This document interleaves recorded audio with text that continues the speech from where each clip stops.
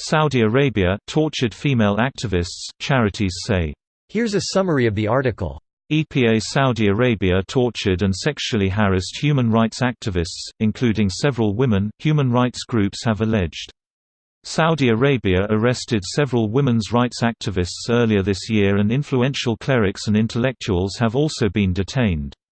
The BBC has approached the Saudi authorities for comment. Activists were left unable to walk or stand properly after electrocution and flogging, an Amnesty International release said, with one woman reportedly sexually harassed by interrogators in face masks. Human Rights Watch's release also speaks of electrocution, as well as whipping and forcible hugging and kissing of at least 3 detained women. Saudi Arabia has blamed the killing on rogue agents but denied claims that the Crown Prince had knowledge of the operation.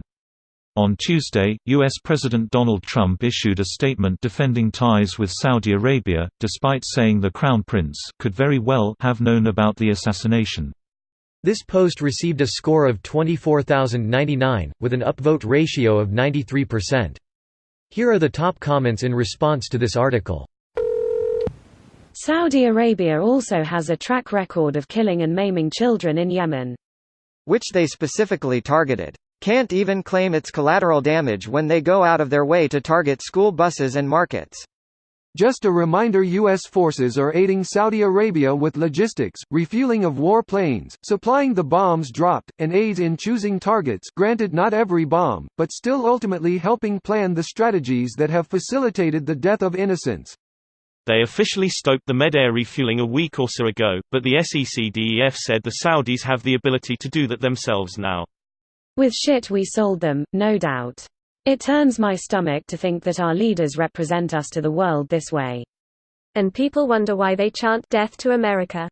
They hate our freedom. It's okay to criticize America's actions, especially the actions she has taken and continues to take after 9/11 happened.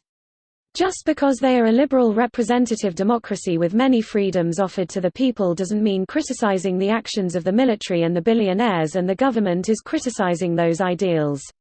The U.S. should be held to a higher standard due to those debatable facts, not used as an excuse or barbaric behaviors.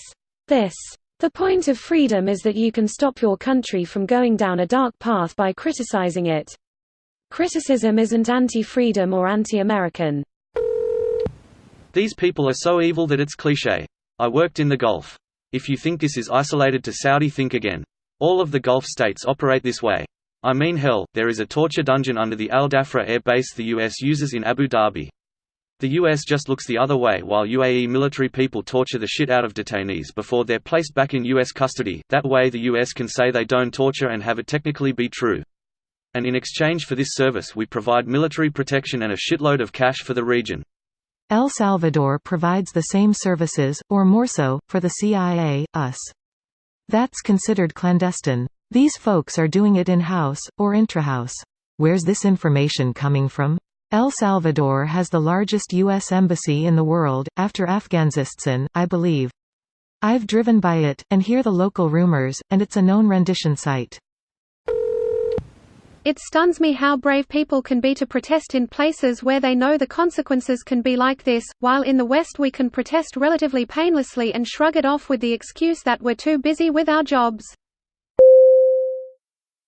This video was automatically created by Reddit to speech. The article and comments in this video were selected from Reddit according to their upvotes, and any paraphrasing was performed by SMMRY.com, without any human intervention.